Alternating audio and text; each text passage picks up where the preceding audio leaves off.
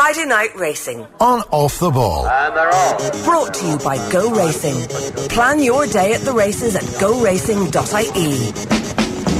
And a very good afternoon to you. Welcome along to Friday Night Racing on a Friday afternoon. If you're watching this live on our YouTube channel, youtube.com/offtheball. The best place to watch all our stuff now is actually on offtheball.com because we stream everything live there, and you can also get your notifications wherever you get them.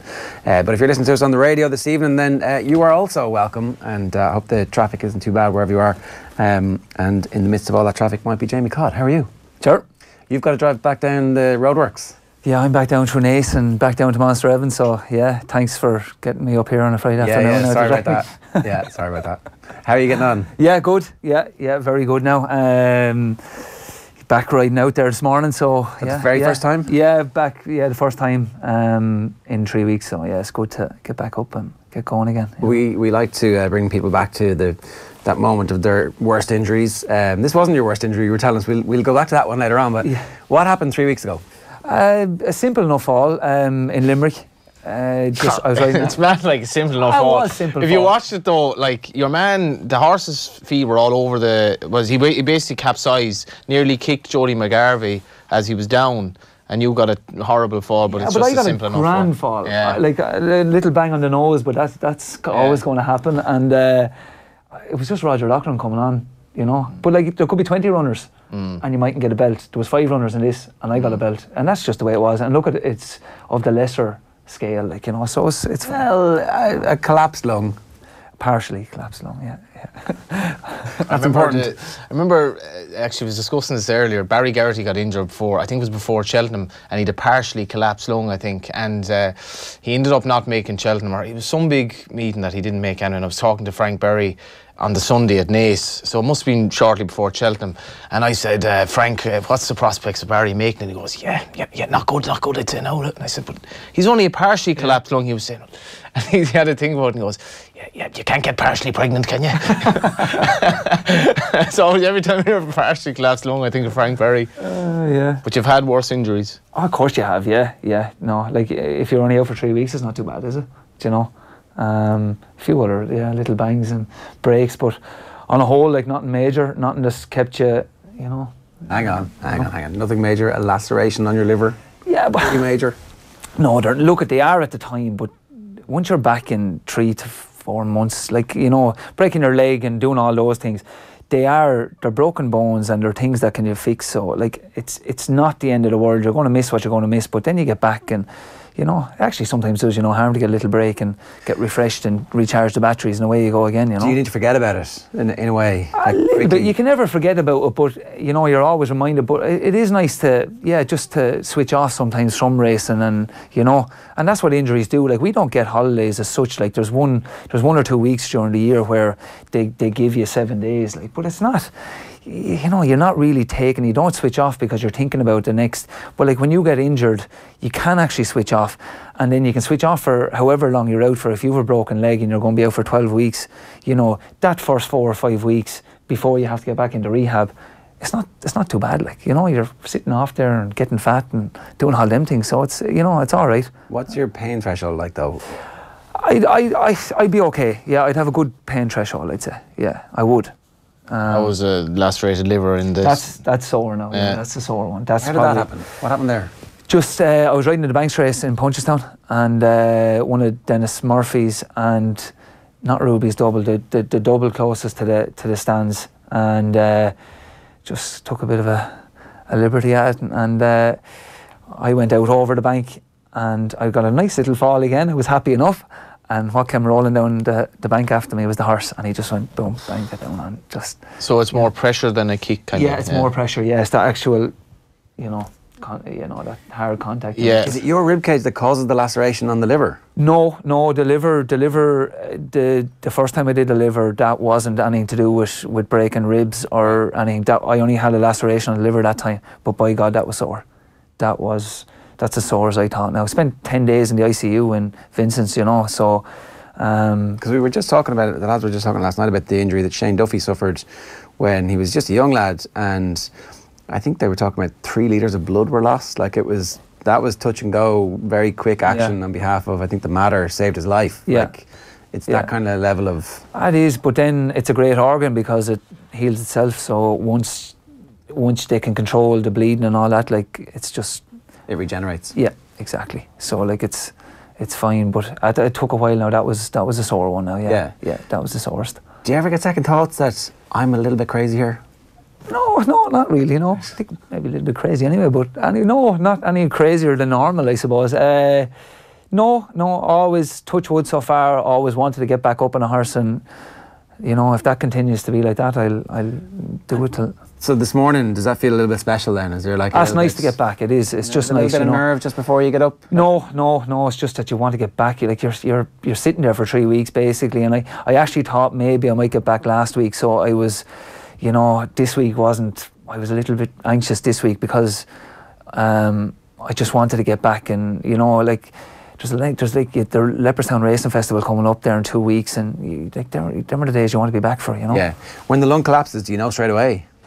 I didn't. No, I never had a collapsed lung before, so I didn't. I just thought the ribs were broke, and like once I got up and got my breath, I walked to the ambulance. But then I went downhill a bit. Then after that again, you know. But in fairness to Richie Down, he was down there, the doctor on the day, and he said it. And I getting into the ambulance, he said, "No," I said, "It's your lung." He said, "So, you know." Fair play to him. Yeah, and are you gasping for breath at that point? Yeah, I was fairly gasping now. But yeah, no, it was. It was fine. Yeah. Were you ever a smoker? Or? I did. I smoked from I was 15 until about 28 or 9. It's the first illegal pursuit you're going to mention on the show. I met my good wife then and went off. Robin just said there's no... But I'd say it must, if you were smoking, when things like that happen, when you're just like, gee, hang on a sec, these matter. And I'd say when you're gasping for breath, you're like, you appreciate just being able to... Probably now, yeah. It must be like one of the most frightening things in the world when you're running out of oxygen. You're just like, oh God, what can I do here? Like, it's fucking scary now, I'd say. Alright, I wouldn't like it. Yeah. Do you need match fitness when you... Riding out this morning, like, do you feel like, I'm this straight away, I know exactly what I'm doing again, or do you need a little bit of time? No, it's like riding a bike. You don't lose it, but it's just to actually get comfortable back on a horse. Do you know that you're not in pain or anything like that? And thankfully, I wasn't this morning. So, touch wood. Now in another 5 or 6 days' time, I should be good to, get passed by the doctor early or maybe late next week. And then the lads that break their legs though, like, and the lads that you can see are nearly hobbling in normal walk now, and there are a few jockeys who are not actually walking as normal because of the injuries. Does that affect you in your sit on a horse and how you crouch and all that, when clearly you are a bit injured from just war wounds, really like? Yeah, it would. Like I broke my left femur twice, so my left leg is a fraction shorter than the right leg, obviously. Because of the brakes? Yeah, because of the brakes. And there was a time then when I broke that leg, then that I had a few pins in at the hip, and I had to get them taken out because basically they were causing pain, aggravation in the hip, like, and you're sideways, like, after it. You don't know where to, you're kind of, you're trying to take the pressure off there, so you're actually putting more pressure on another part of your body, and it's hard, and lads do it, like, in fairness, you go through the pain barrier, but to be fair, being a jockey as well, you're not a runner, you're not playing hurling or football, or you're not, you have a horse underneath you doing the work for you. So basically, once you can get comfortable and you're not in much pain, even if you're out of line a small bit, you get away with it. You get away with it, yeah, definitely. You have to love it though to put. You have to love everything though, don't you? Like we don't put our body through the ringer to do this. Like, we know there's occasional threats to Johnny's life if he tips a bad horse or says something ridiculous about whoever. The GAA generally, but like, we're grand. It's every day there's, as Ruby says, there's an ambulance following you guys around when you're doing your work. There is, and yeah, it is. But like, look, it's a sport we love, and we love horses, and yeah, it kind of that makes up for the whole thing, and riding winners and being a part of the whole thing. It's the winners thing. Is that the drug in the middle of all this that is the adrenaline? Yeah, winning is what drives you, really. Like, it drives you in anything from playing hurling and football when you're younger there to, whatever you're doing along in a sport. You want to win, you want to compete, and you want to try and be as good as you can be, really, and you need a lot of luck along the way. How do you compare the winning compared to jumping a fence at speed, like? Because that's the thrill, and then winning is maybe the kick or whatever. But jeez, if I could get away with winning and not having to Jump the fences, sure to be grand. But no, the thrill of jumping fences, yeah, it is that as well. Yeah, there's a great buzz off it. Yeah, do you know. Imagine Patrick Mullins, like, for an amateur rider getting to swing on Duvan at Cheltenham last year, like, must be nothing better than that, really. Yeah. I was lucky enough. Fail, obviously. Yeah, I was lucky enough to ride in a 2 mile chase in Punchestown. It was against Undersow, and Dr. Phoenix, was it, or? No, it was a horse of Jeremy Scott's. When horse? Yeah. I can't think of his name. I should. He was actually a good horse, but do you know, just to be down looking at the first fence alongside Undersow was enough for me. And I got a great kick out of riding in that 2 mile speed around Punchestown, good ground. You know, it's like it's a great kick, like, you know. Yeah. So you're one of the most successful amateur jockeys in the history of the sport. At what point do you decide that you're going to remain amateur? Is it 16, 17 when you realise that that's your course in the, or is it like? No. Did you weight-wise, you would have been all right? No, weight I might have been okay. I tell you, I started in Willie Mullins's, and I got going there. I was there a couple of years, and I got a couple of rides, and everything was fine, and started to get a couple of winners. And I asked him one day, he probably wouldn't remember, but I said it to him one day. I said, "Geez, Willie, I was thinking maybe I might turn professional." And he kind of just looked around, and very quick he just said, "I think you should stay at what you're doing." And after that, I never thought about it again, and that was it. That's what it was. Yeah, Willie Mullins has a lot to answer for. Well, he does. But he probably had a rake of jockeys at the time. Probably even had David Case would have been there, Ruby would have been there. I know, maybe even James Nash, was he there? James Nash was there, and he was the amateur there at the time. And then I suppose I came in underneath him and started to ride a few. I had the claim and all that. But like, yeah, Willie could have just actually not even put any thought into that. Yeah, but I was still 10.5 stone at that stage. Like, and what age? Stage, do you know? So like that's manageable though. It's manageable, but yeah, I like my food now. A bit miserable. You like your food, yeah? I like my food, yeah. Yeah, I do like my food. Jamie could have been top professional. But see, there, lads say that, like, and I've heard that about the likes of Derek and Nina and Katie and all that. You need a lot of luck, and you're taking on the creme de la creme. Like, you're taking on Ruby, Barry, Paul Carberry, and you're it's basically you're as good as the rides you have as well, Johnny. Don't forget that. Like, that's and you get better rides as amateur. Absolutely. Like, would I have got the rides over Ruby Walsh? Would I have got the rides over Barry Gary? I don't think so. Do you know? But you never got the chance to become that everyday professional because you went down that different route of point to points and bumpers, more or less. Yeah, so, I did. You know, if it's kind of like the footballer who plays League of Ireland, but he never did it pro, so he doesn't really know if he had a full-time regime how he would have been. Yeah, true. You know, but it's I still think like amateur is a bit of a misnomer anyway in racing because they're amateur nominally, but they're every bit as good really. It's just they're kind of riding less, but they're riding very good horses as well, and it just turns out that they're riding in point to points, which at this stage is basically another extension of professionalism anyway. So you're riding very good horses who there's so much riding on in terms of them winning. Like they could be worth 400 grand. So you getting this wrong is actually, there's a lot of pressure on you, a lot more than you think, and there might be more people watching the point to point than there would be, you know, at a top track on a Sunday in Ireland. You know, so it's people don't understand how big point to points are anyway. You know. No, but point to pointing is, and that's probably another good reason why I didn't kind of look at it more, turn professional, was I love point to pointing. Derek O'Connell was the same as that. I honestly, I genuinely do. It's and so can you not do point to pointing if you're a professional, or like you have to be an amateur? No, you have to be an amateur. Okay. So basically, as an amateur, you can ride it in point to points, or else you get a different license. You get an A, B, and C license. So an A is restricted to bumpers, B is point to points and bumpers, and then C is against professionals, bumpers, and point to points. Okay. So you've got a C license. I have a C license, yeah. And is there a set number of times you can ride as an amateur? Yeah, against professionals, you have 21 rides a year. Okay. Unless it's family horses, I think there's a bit of leeway there to what you can actually, you know, what you can ride. And I was doing a piece of Racing Post a few years ago. I had to go to point in Killa, which would be sort of East Cork, more or less. Yeah. And so it was the first point I'd been at, which I'm ashamed to say, but there were 18 bookmakers there. I remember that. I'd say there was could be 1,500, 2,000 people at it, and the local GA, the local Camogie club or the local GA club, they were running like kind of soup and tea, and anything you paid in went straight back to the club. And some of the horses running that day, geez, there were some really good horses running, and the vantage point, there was a great view, and there was an unbelievable community spirit about it because it was the local farmers' field. Yeah. I remember coming back and I was thinking, that's kind of what National Hunt racing was more so than is now, where it's kind of everyone, so many people watch racing at home on TV now. You don't get that in point-to-points. You have to go. Everyone was wearing wellies. There were kids rolling around in the grass even in mid-January, and there was an unbelievably unique grassroots atmosphere about it.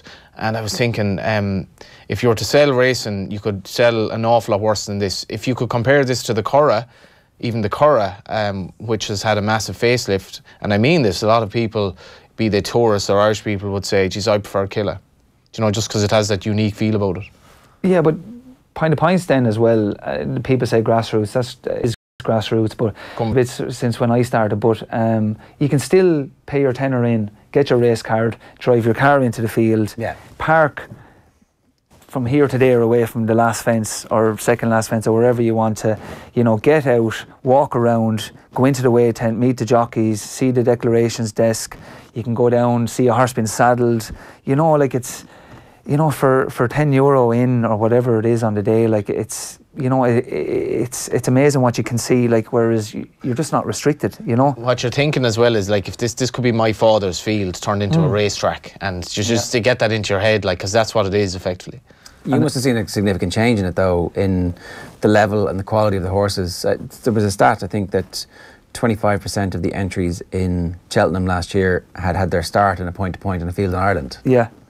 That's ridiculous. It's amazing. It is, but it's been going on a long time now. Like, it hasn't just, I suppose the sales has brought it to more prominence, really, you know, but like there's been some great point-to-point people over the years, like the Costellos and all down from Clare, like, and they've been at this a long time. But were they ahead of their time then? We'll say Best Mate and all that. Were they, like, Best Mate obviously came through that, but now it's like every second horse, like Malone Road just turns up, Samcro turns up. Yeah, but there's more producers doing it, like Padgeberry back in the day, like they were just, as you say, ahead of the game. But nowadays, like, it is more of a business.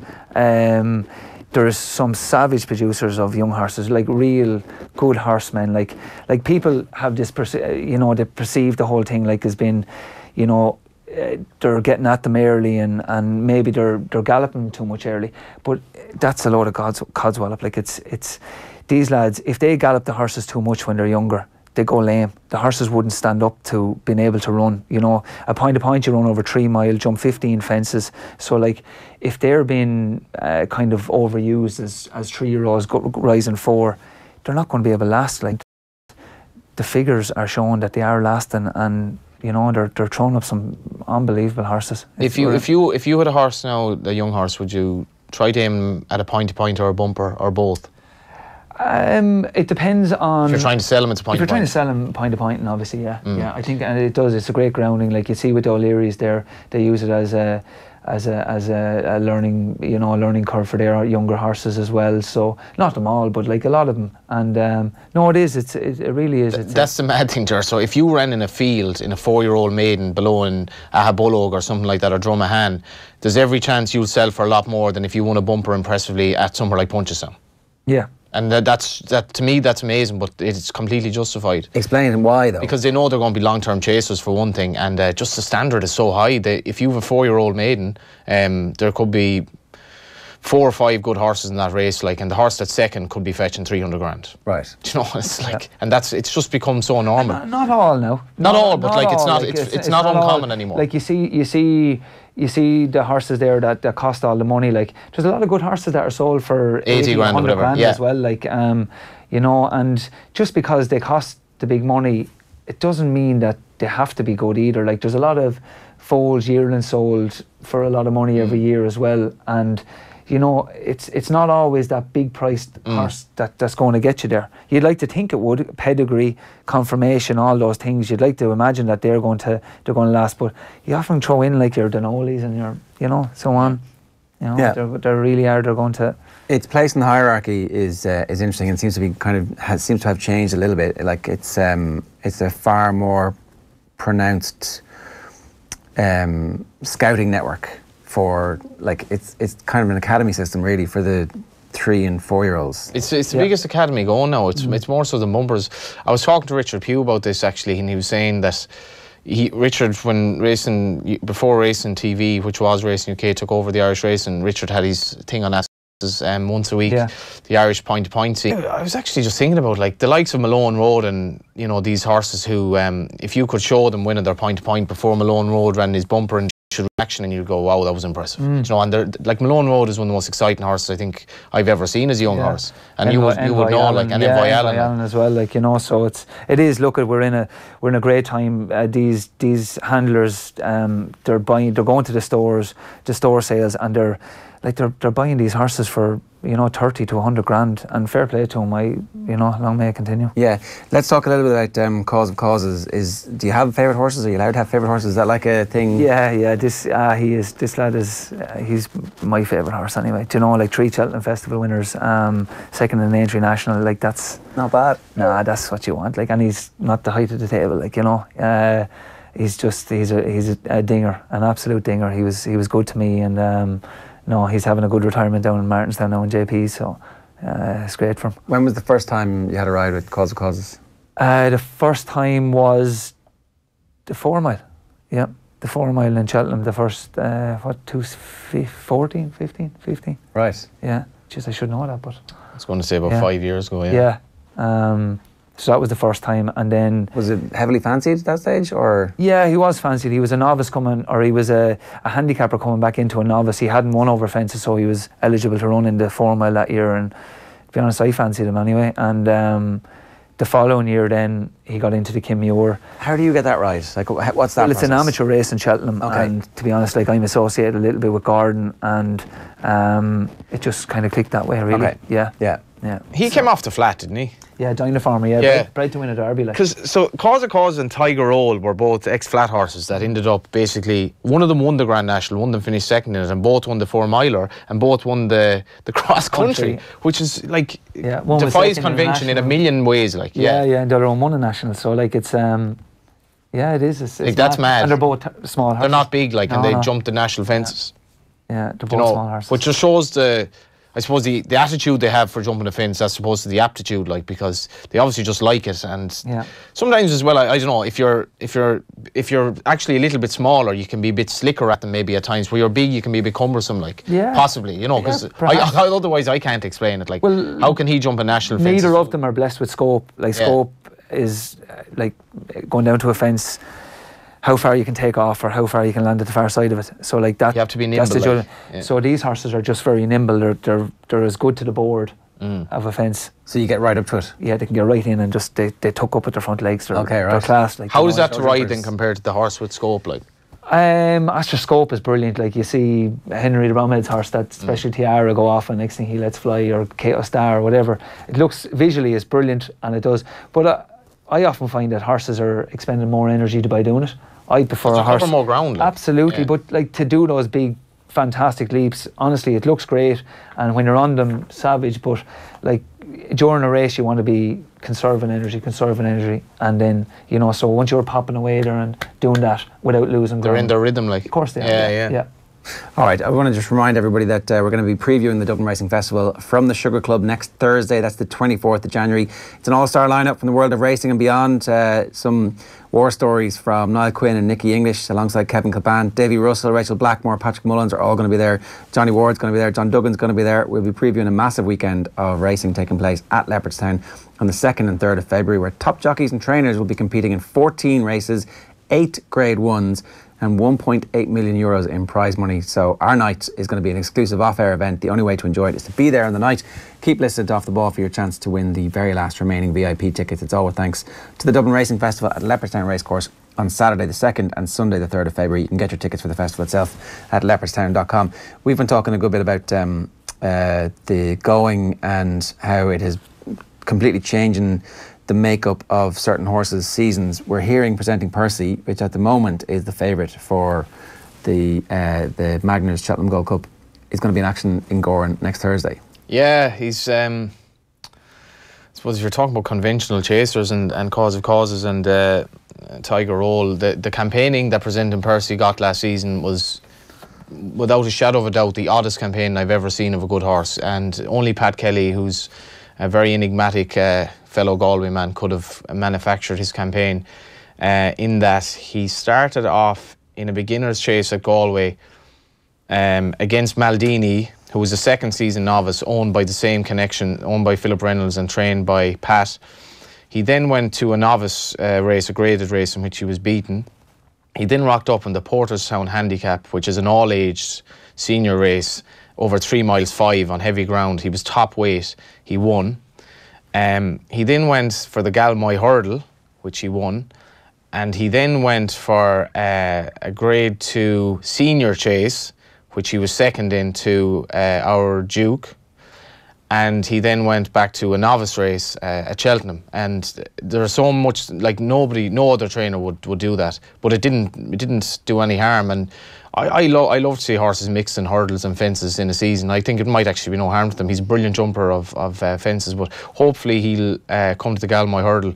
We had Philip Reynolds as a backup today if Jamie reneged on us, but Philip said he might come on later in the season, but he just hopes for a bit of rain, and I think it's yielding ground at Gorn at the moment, but there is rain forecast. Lorcan Wire, the clerk of the course at Leopardstown, he was kind of, he was nearly jumping up and down when he said we're 40 to 50 mil, and I think he repeated it to Kevin O'Ryan. He said 40 to 50 mil. And as somebody who's lived in Dublin the last year, I can't remember it raining in Dublin. I genuinely can't. No, it was raining the other day, and I was like, what is this? I can't reiterate enough how odd this last 8 months has been with the drought, with extreme heat, with no cold weather. They had a story in the Irish Times this week. It was like big chill on the way, and they were like, it might get to -3. Yeah. It's like, we're in January. Like, how is this even a story? And it didn't get to -3. It hasn't even been that cold. No, it's a bit chilly today. A bit chilly, like, so hopefully the rain will come, but I think it is coming. But I've just found it insane and very, very worrying. I've kind of probably gone on about it a bit, but I do think it's very worrying for racing. Yeah. Because it's what'll happen this season is the good horses who are novices, a lot of them won't really be exerting. They'll just wait for next season and just hope it rains. But there's a very real worry at the moment that the whole season will go by without proper heavy ground. I'm reliably informed by our weatherman from Donegal. There's a cold spell coming from the east next week, and it could snow, so that wouldn't be great. Snow would help. The milkman in Donegal. Yeah. A man who goes by the flowers or something. Yeah. Is it? No, Enda from Donegal. Enda, in yeah. the office there.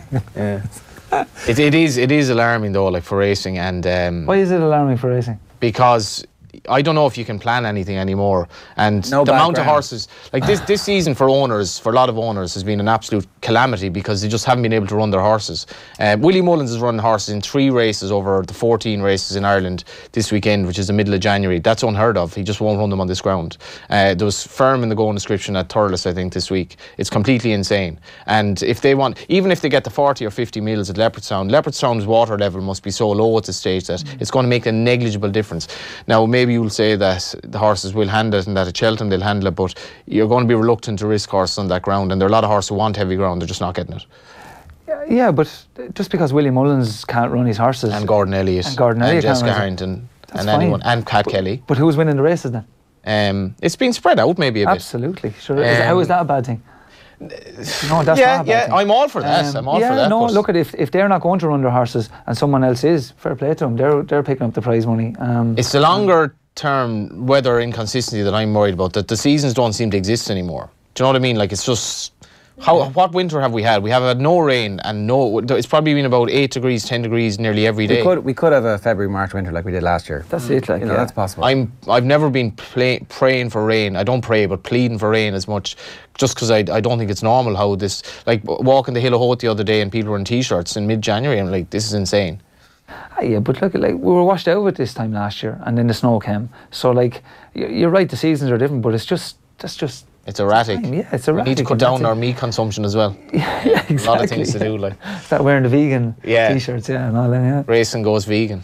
Jamie, tell us the difference between Gordon and Willie. You've obviously worked closely with both of them. Be honest now, Jamie.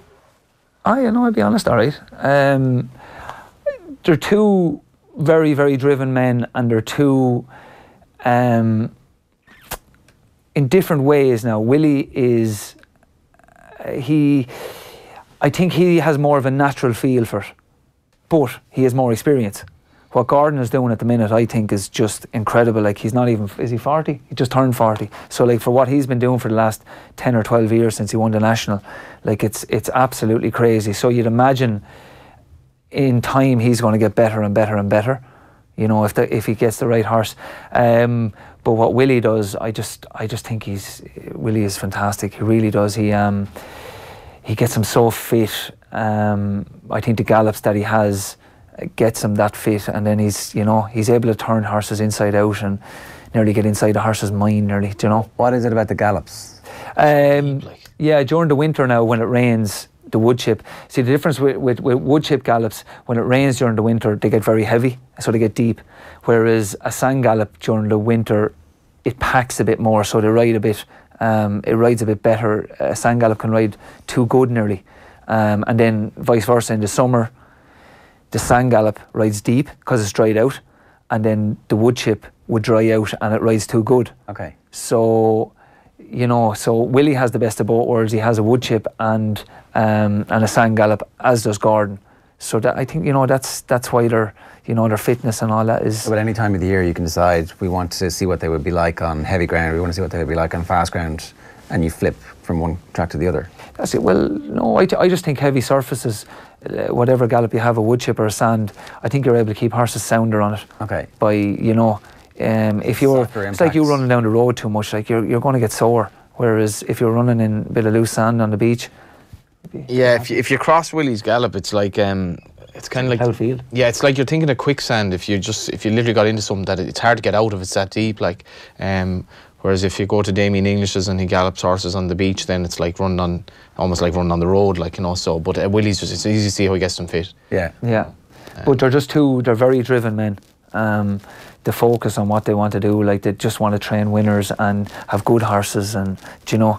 They wouldn't be full of self-platitude either, which I like. They like winners, but they never praise themselves, really. It's just like, they might actually say, like, I got the trip all wrong with that horse, or trainer error, but very self-facing. Is there room for somebody else to come in and challenge the two of them at that same level, or is that?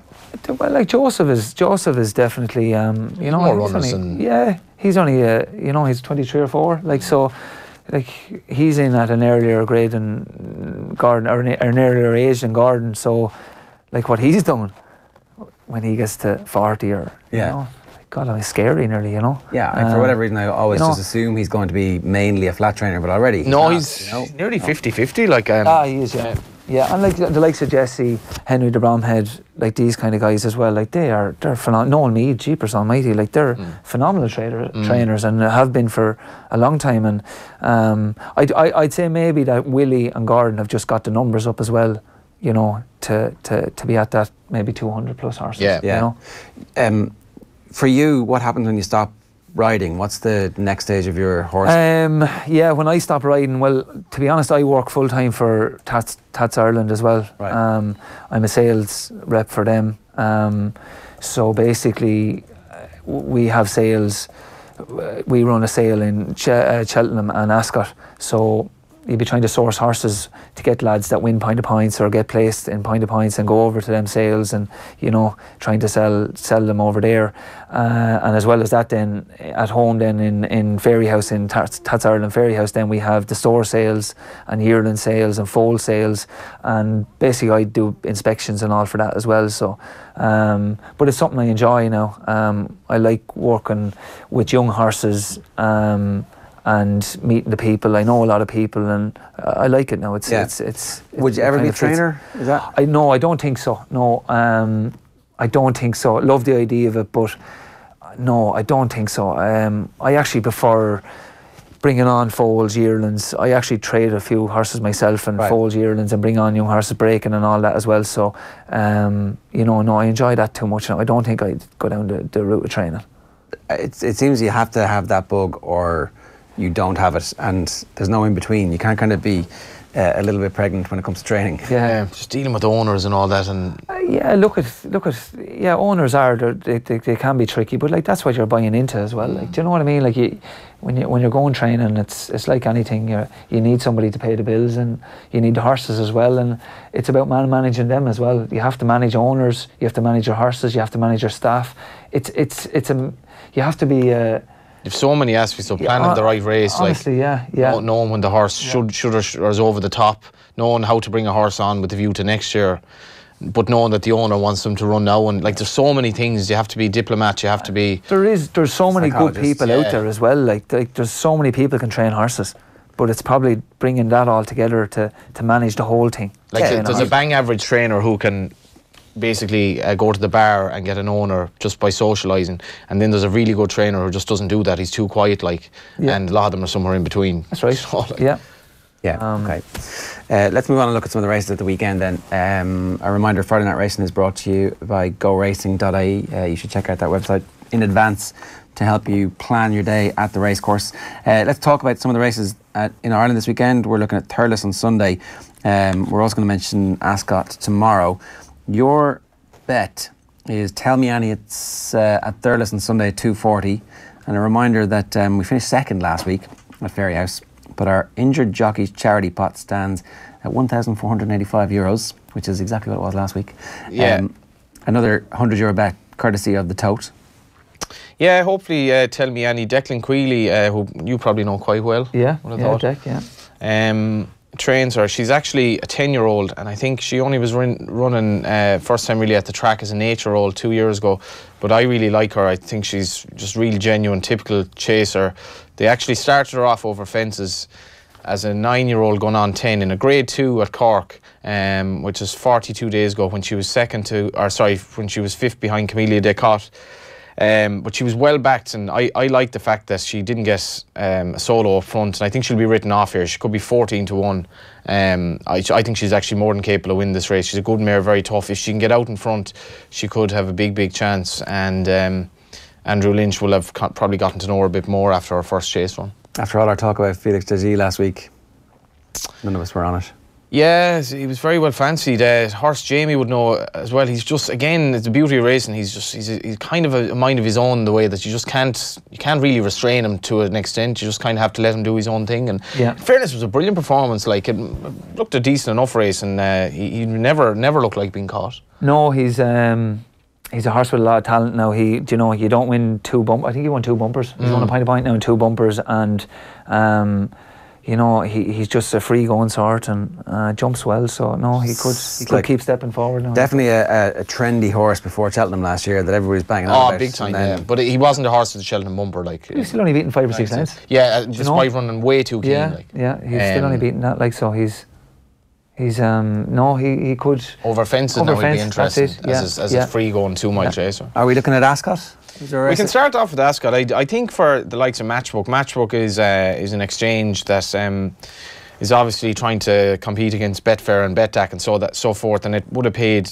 a pretty big prize money to sponsor the Matchbook Clarence House Chase in Ascot tomorrow, and for 3 horses to show up, despite the fact I'm pretty sure it was reopened. $8,000 for coming 4th, which obviously is going to be shared by the other 3 now. Right. Now, trainers have their own prerogative, but I can't see how at least 1 or 2 other horses wasn't entered here. You've a chance of coming second to win $32,000. Yeah. You're not going to beat Altior unless calamity befalls him. But this race is not good. There are 3 runners here. Altior only ran 3 weeks ago in a similarly small field when he was 8-1 on, and he's going to be similar tomorrow. This race really, in the overall scheme of things, is a complete irrelevance unless Altior something goes wrong with him. And what are they on all known form? That's not to, like, Fox Norton's a good horse, but how he's rated only £8 below Altior, to me, like, he's probably not within a stone and a half of him in terms of ability. Altior is different gravy to Anthony that's going at the moment. Yeah. Oh yeah. No, he's exceptional. He's as good as I've seen in a while now. He really is. You'd love to see him stepping up. Because just at the moment we're just not learning that new about him. But we don't need to. A horse can only win what he's going to win, and fair play to him and all. But the way he stays going at the end of a race, I know they're only 2 mile races, but God Almighty, you'd love to see him stepping up and doing maybe what Kato Starr did. do you know, win he didn't win a Queen Mother. He was Tingle Creek. He won a Tingle Creek, and then he won what, like 5 King Georges or whatever, and 2 World Cups. But like, where does Altior end up?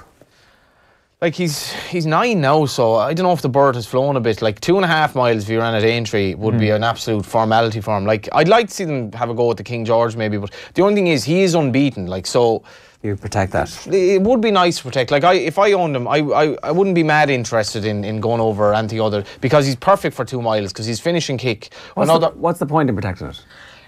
Because very few horses do that, and he would go down in history as one of the... Like, if I owned him, I would be gutted to see him beaten.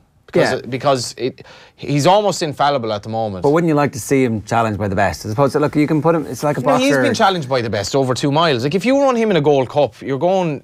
It's almost double as long with everything you consider. The fact that he has to slow down, he has to settle, he has to get up the hill after 3 miles and 2.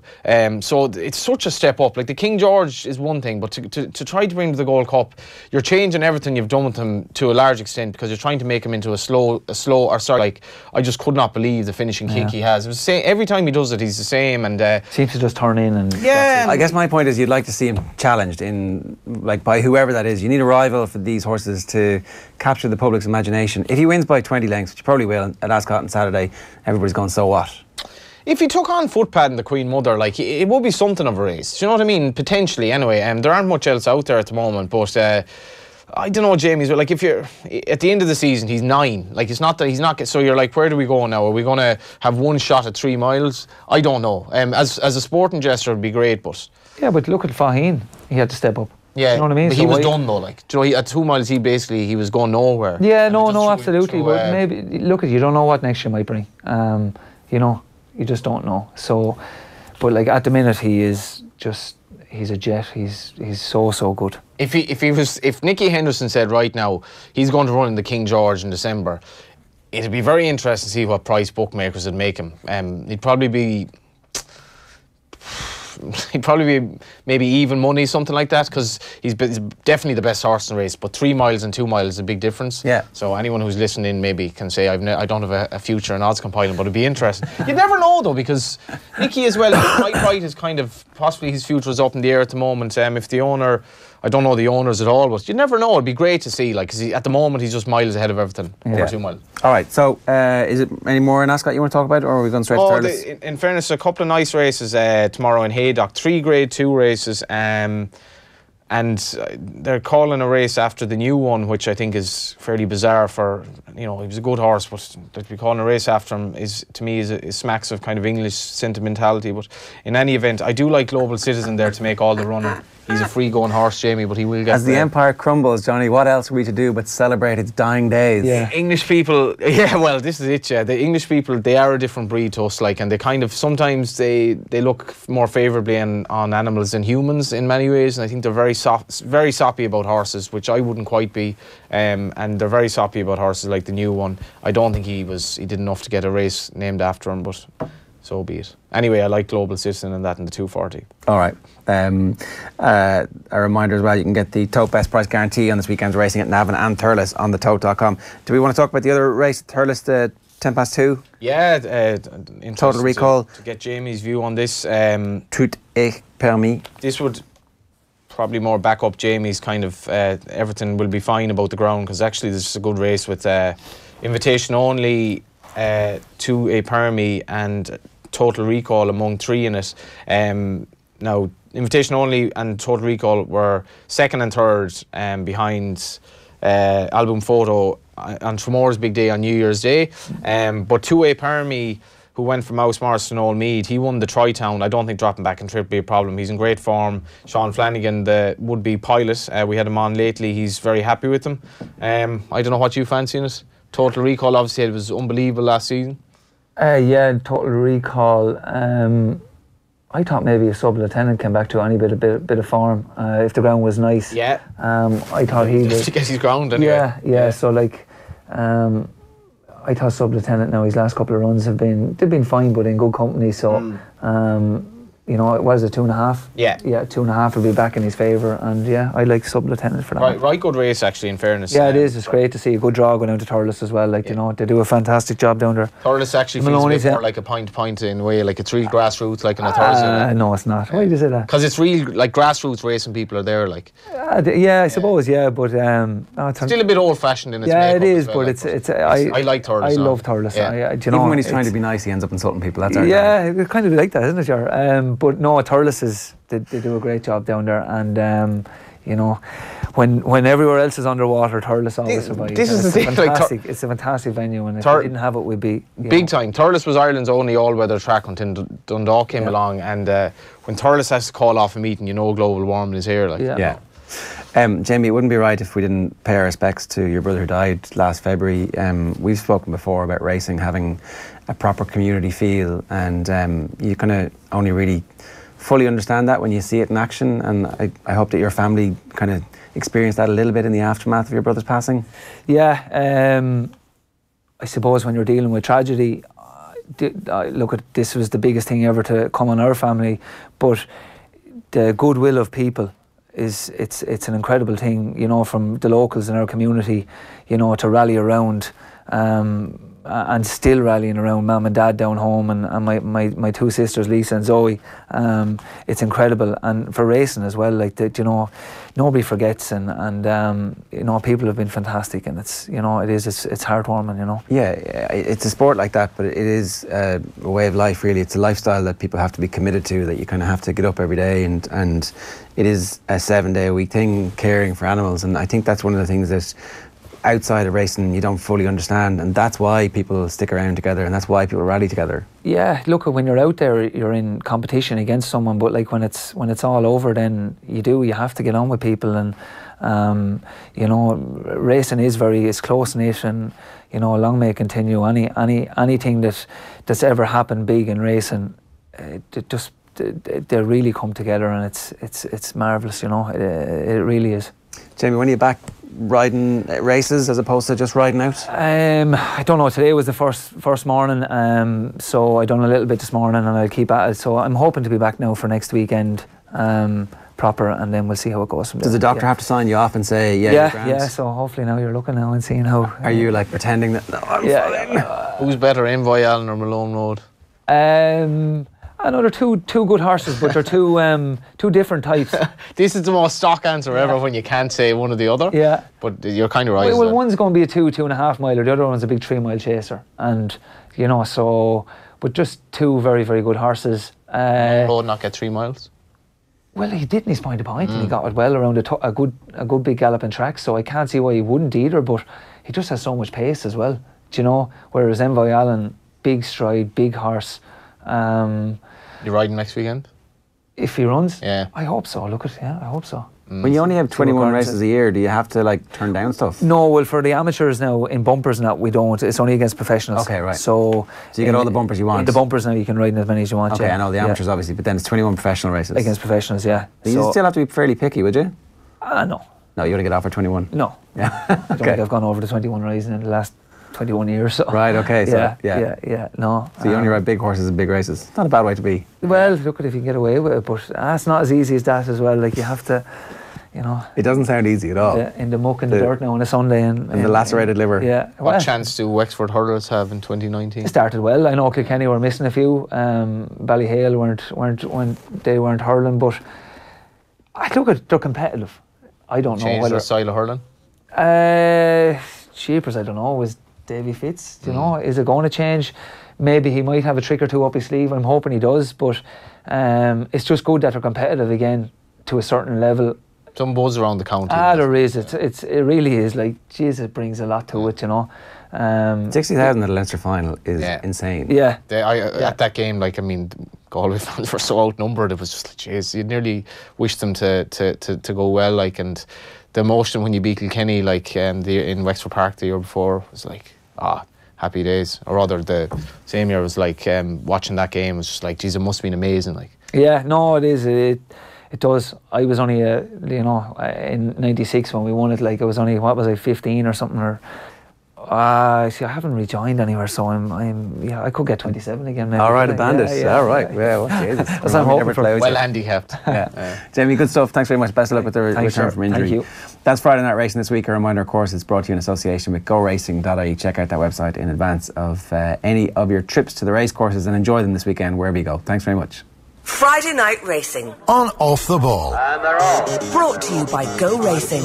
Plan your day at the races at GoRacing.ie.